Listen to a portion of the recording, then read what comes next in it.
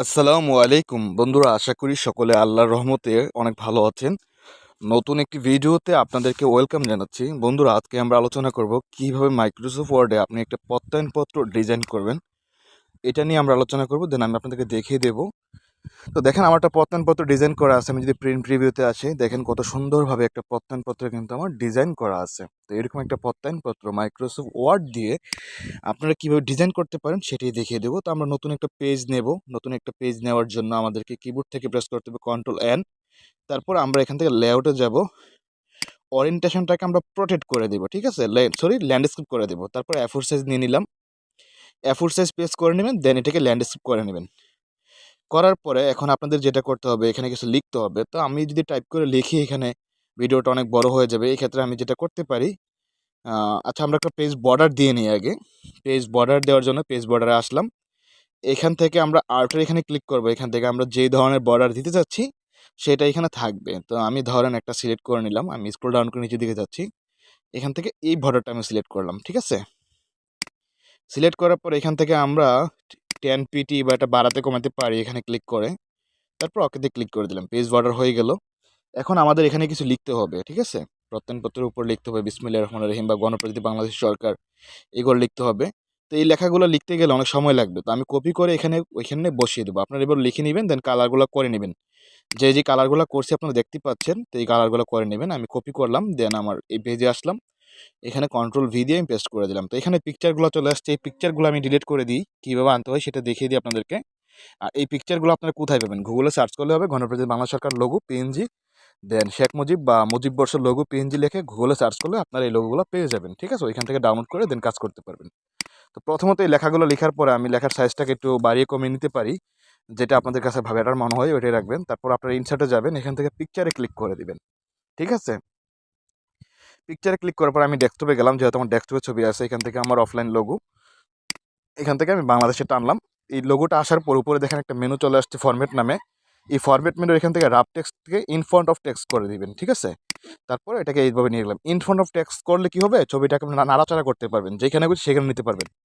না হলে নর্মালি কিন্তু আপনি ছবিটা নাড়াচাড়া করতে পারবেন না। সেই জন্য ছবি ওপেন করার পরে উপরের ফরম্যাট থেকে রাফ টেক্সটে গিয়ে ইন ফ্রন্ট অফ টেক্সট করে দিবেন। ধরুন আমার আরেকটা ছবি আনতে হবে, এখানে শেখ মুজিবুর রহমানের ছবিটা আনতে হবে। তো এটা আনার জন্য আমি ইনসার্টে আবার গেলাম, এখান থেকে পিকচারে গেলাম। তারপর মুজিবের ছবিটা নিয়ে আসলাম, শেখ মুজিবের ছবিটা। দেন এটাকে আমি একটু ছোটো করে নিলাম শিফট বাটন প্রেস করে। তারপর এখান থেকে রাফ টেক্সট থেকে ইন ফ্রন্ট অফ টেক্সট করে দিলাম। এইভাবে ধরে এই পাশে নিয়ে আসলাম, ঠিক আছে। এতটুকু করা কিন্তু আমাদের কমপ্লিট হয়ে গেছে। তো এখন আমরা নিলাম, তারপর মাউস ড্র্যাগ করে এভাবে টান দিলাম, ঠিক আছে। তাহলে লম্বা একটা লাইনের মতো হবে।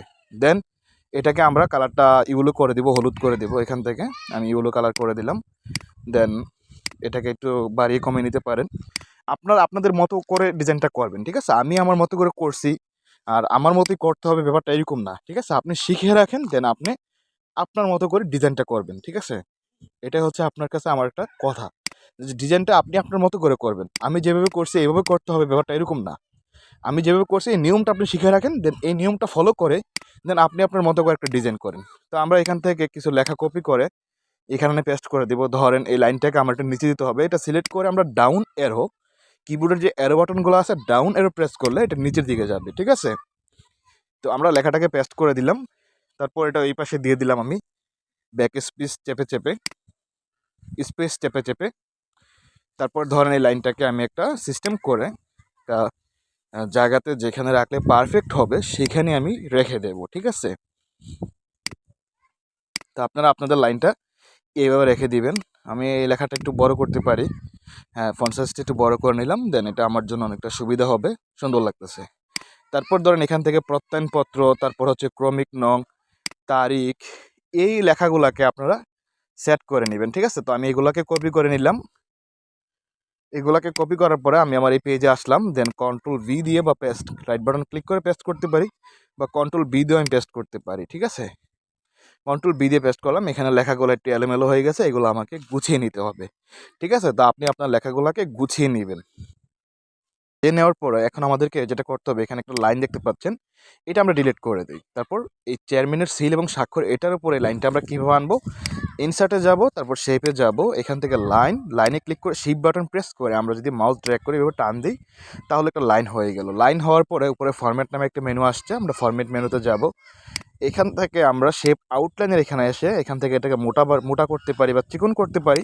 তো আমাদের যেটা দরকার এটা রাখলাম, ধরুন আমি এটা রাখলাম, কিন্তু কালারটা দেখেন অন্য একটা কালার আসতেছে, সেই জন্য আমি এটাকে ব্ল্যাক করে দেবো, কালো করে দিলাম, দেন কালারটা করে দিলাম। এখন আমরা ওয়াটারমার্কটা এখানে আনবো, জলছাপ। ওয়াটারমার্ক আনার জন্য আপনারা ডিজাইনে যাবেন, ঠিক আছে? ডিজাইন থেকে এই যে ওয়াটারমার্কে ক্লিক করে দিবেন।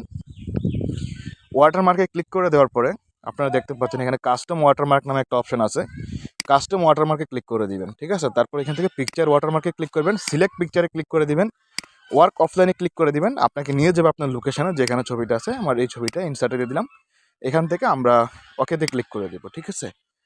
আমার ওয়াটারমার্কটা চলে আসছে। এখন যদি আমরা প্রিন্ট প্রিভিউতে যাই, কন্ট্রোল পি প্রেস করি, তাহলে দেখতে পারবেন যে কত সুন্দরভাবে আমার ওয়াটারমার্কটা চলে আসছে। এই যে প্রিন্ট প্রিভিউতে আমরা আসলাম, কন্ট্রোল পি দিয়ে আমি জুম আউটটা করলাম বা জুম ইন করলাম, দেখতে পাচ্ছেন আমার পিকচারটা খুব সুন্দরভাবে ওয়াটারমার্কটা বসে গেছে। তো খুব সুন্দরভাবে একটা ডিজাইন আমরা করে ফেললাম মাইক্রোসফট ওয়ার্ড দিয়ে প্রত্যয়নপত্র। ভিডিওটি ভালো লাগলে চ্যানেলটি সাবস্ক্রাইব করে দিবেন। আসসালামু আলাইকুম।